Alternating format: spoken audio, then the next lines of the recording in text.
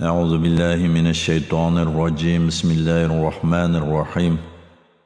14. Sure İbrahim. Mekke'de nazil bo'lgan 52 oyat. Nayt şefqatlik, mehribon Allohning ismi bilan boshlayman. Alif Lam Ra. Bu Qur'on shunday kitobdirki, ey Muhammad, uni sana kishilarning Parvardigoringning izni bilan qorong'ulikdan, ya'ni kufrdan yo'g'riqlikqa, ya'ni iymonga chiqarishing uchun g'olib, madihlangan Allohning yo'liga boshlashing uchun nazil qildik. Osmonlardagi va zamindagi hamma narsa Allohning mulkidir. Qattiq azobdan kofirlarga voy. Ular bu dunyoni oxiratdan ortiq ko'radi. Kishilarni Allohning yo'lidan, ya'ni islom dinidan to'sidi. Allohning yo'lining agir bo'lishini tilaydi. Ular haqdan yiroq bo'lgan gumrohlikdadir. Qandoqli bir payg'ambarni avatayli, uni biz o'z qavmiga Allohning shariatini bayon qilish uchun faqat o'z qavmining tili bilan so'zlaydigan qilib avatdik. Allah xohlagan odamni gumroh qiladi, xohlagan odamni hidoyat qiladi. Alloh g'olibdir, hikmat bilan ish qilguvchidir.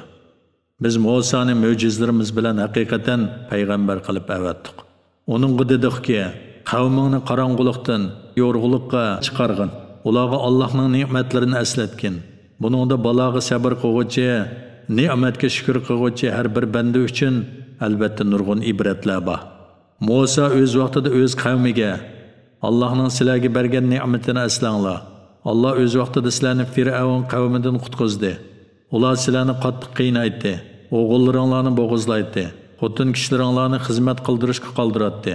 Buningda Parvardigoringlar tarafidan sizlarga cho'ng sinoq bor edi dedi. O'z vaqtida Parvardigoringlar ne'matimga shukr qilsanglar, uni texmi ziyoda qilaman. Agar kufr ne'mat qilsanglar, mening azobim albatta bekmi qattiq bo'ladi deb jakoladi. Musa o'z qavmiga, agar sizlar va butun yer yuzidagi kishilar kofir bo'lib ketsanglarmi, Allohga qilchisiz yetkazolmaysizlar. Chunki Alloh albatta hammadan behojatdir, madihlashga loyiqdir dedi. Sizlardan ilgari o'tgan Nuh, Ad va Samud qavmlarining va ulardan keyin kelgan sonini faqat Alloh biladigan ummatlarning xabari sizlarga yetmadimi?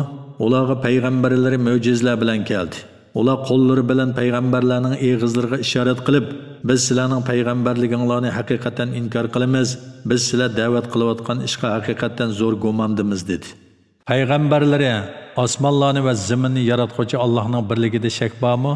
Allah gunohlaringlarni mag'firat qilish uchun sizlarni iymonga chaqirdi. Sizlarni jazolashni ma'lum muddatgacha, ya'ni ajlinglar yetguncha ta'xir qiladi dedi. Ular sizlar faqat bizga o'xshash inson, ota-bobolarimiz ibodat qilib kelayotgan butlarga ibodat qilishimizdan to'smoqchi bo'lyapsizlar.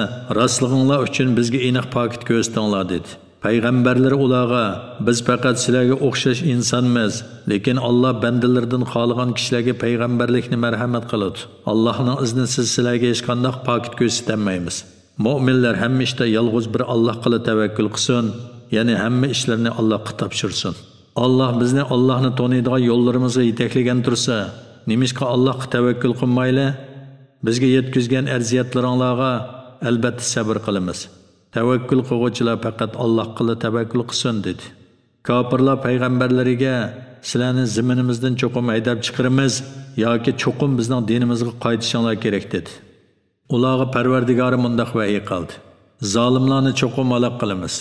Ularni halok qilgandan keyin zaminda cho'qim sizlarni turg'izamiz.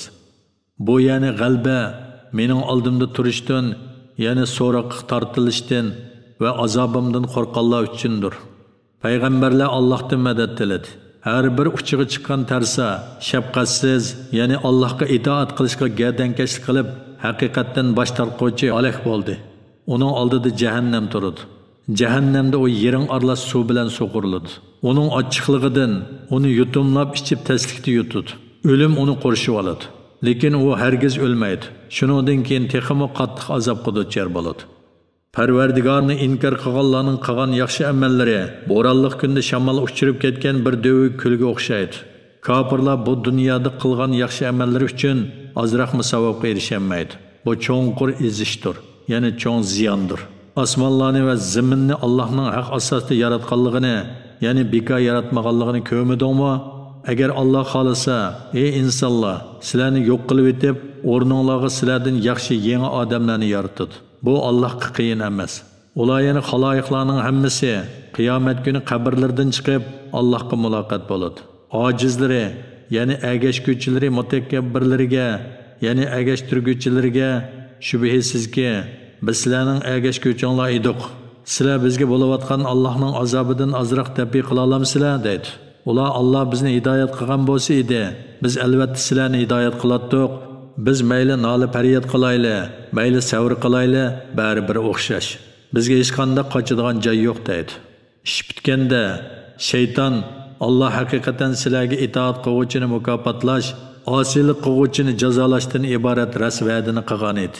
Va'dasiga vafo qildi. Men sizlarga o'lgandan keyin tirilish, savob, jazo deganlar yo'q deb yolg'on va'da qilgan edim. Va'damga xiloflik qildim. Sizlarga mening kufrga, gunohga zo'rlig'idek hukmronligim bo'lgani yo'q. Men sizlarni faqat gumrohlikqa da'vat qildim. Sizlar da'vatimni qabul qildinglar, shuning uchun meni ayblamanglar. O'zinglarni ayblanglar.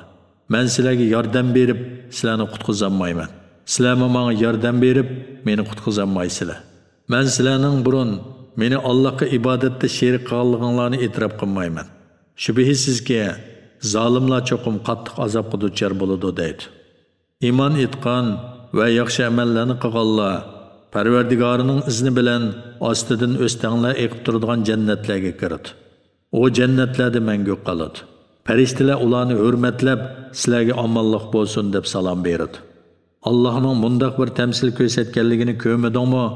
Kalima tayyiba, ya'ni yaxshi so'z, iymon kalimasi, yiltizi yerning ostida bo'lgan, shexi osmonga taqashgan, Parvardigoringning izni bilan vaqt-vaqtida meva berib turadigan esil daraxtga o'xshaydi. Allah kishilarga vaz nasihat olsin deb ularga nurg'un tamsillarni keltiradi. Yomon so'z, ya'ni kufr kalimasi, zamindan qo'mirib tashlangan, hech qanday qarori yo'q nachar daraxtga o'xshaydi. Allah mu'minlarni mustahkam iymon bilan dunyo va oxiratda mahkam turg'izadi. Allah zolimlarni gumroh qiladi. Allah xolig'ini qiladi. Allohning bergan ne'matiga kufrlik qilgan va o'z qavmini ozdirish bilan halokat mavqasiga tushirib qo'yganlarni ko'rmadingmi? Halokat mavqasi jahannamdirki, ular jahannamga kiradi. U nima degan yomon joy? Ular kishilarni Allohning yo'lidan, ya'ni islom dinidan ozdirish uchun Allohga nurg'un sheriklarni paydo qilib oldi.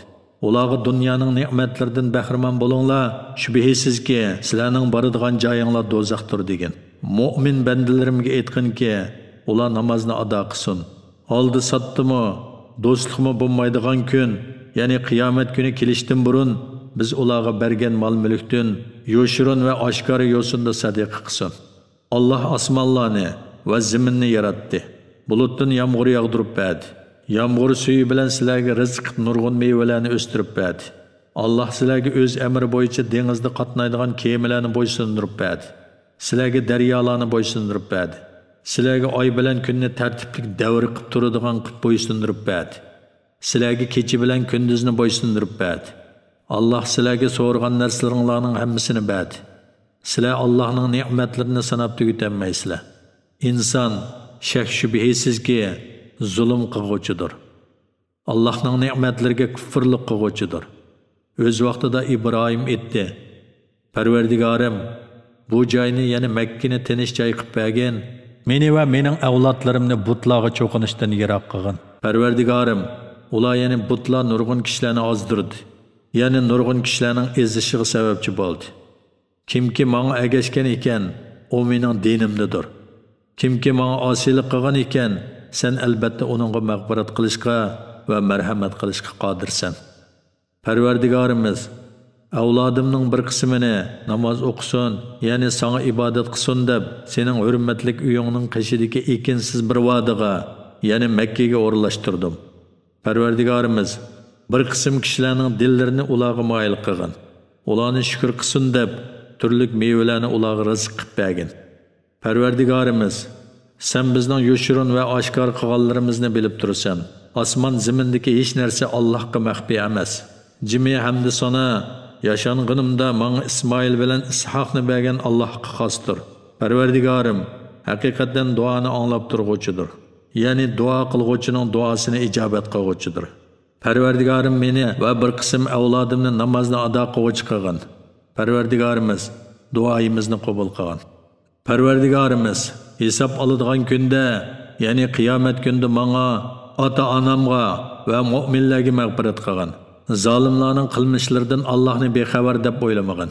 Alloh ularni jazolashni, ya'ni shu kunning dashtidan ko'zlar chekchiyib qoladigan kungacha, ya'ni qiyomat kunigacha kechiktirdi.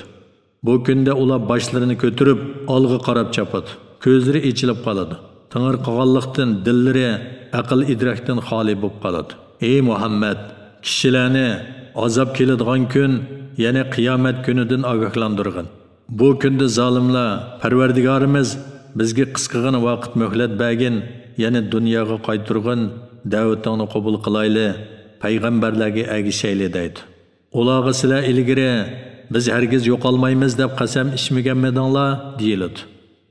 O'zlariga zulm qilganlarni halok qilganimizdan keyin sizlar ularning joylarida turdinglar. Ularning joylaridan ibrat olsanglarchi. Ularni qanday jazolaganligimiz sizlarga aniq ma'lum bo'ldi. Sizlarga nurg'un misollarni keltirdik.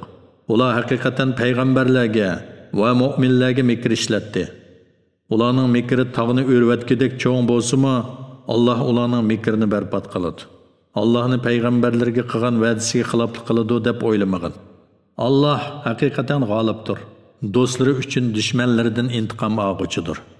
O kunda zaminmi boshqa bir zaminga, osmonlarmi boshqa bir osmonlarga aylanadi.